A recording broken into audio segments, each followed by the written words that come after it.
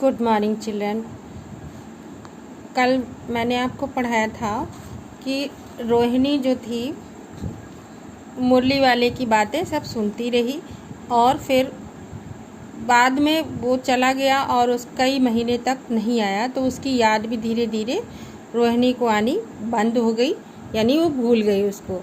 लेकिन फिर क्या हुआ, 8 महीने बाद सर्दी के दिन थे। रोहिणी स्नान करके मकान की छत पर चढ़कर आजानुलंबित के शराशी सुखा रही थी।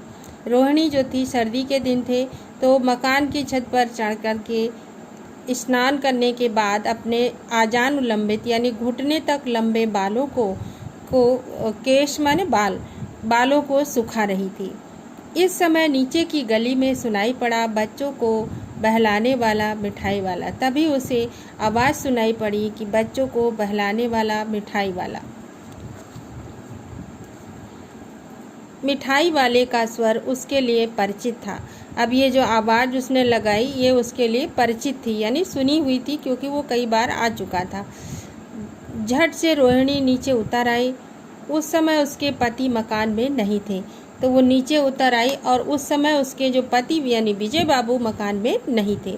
हाँ, उनकी वृद्धा दादी थी, उनकी जो बूढ़ी दादी थी वो ही थी। रोहिणी उनके निकट आकर बोली, दादी चुन्नू मुन्नू के लिए मिठाई लेनी है। तो रोहिणी, क्योंकि पहले औरतें नहीं निकला करती थी, वो चूँकि वृद्ध थी दादी, तो उनसे कहा कि आप जाकर के चुन्नू मुन्नू के लिए मिठाई लेनी है तो बुला लें, ज़रा कमरे में चलकर ठहराओ, ज़रा उसे आकर के उसको बुलाओ। मैं उधर कैसे आऊँ, कोई आता ना हो, और मैं वहाँ पर कैसे जाऊँ, कोई कहीं आ ना रहा हो। ज़रा हटकर मैं भी चिक की ओट में बैठी रहूँगी और ज़रा सा छिप करके मैं भी चिक की ओट मतलब आड़ में बैठी रहूँगी। दादी उठकर कमरे में आकर बोली, ऐ मिठाई वाले इधर आना। दादी ने उठकर मिठाई वाले को बुलाया। मिठाई वाला निकट आ गया। तब मिठाई वाला पास आया, बोला, कितनी मिठाई दूँ माँ?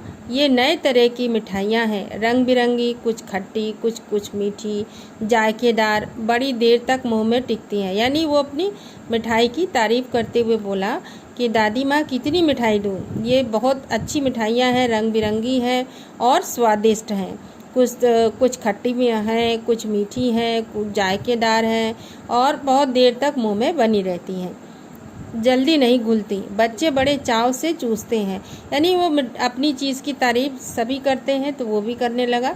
बोला कि ये बहुत देर तक मुंह में घुलती रहती है, बड़े बच्चे जो हैं इसको बड़े चाव से चूसते हैं।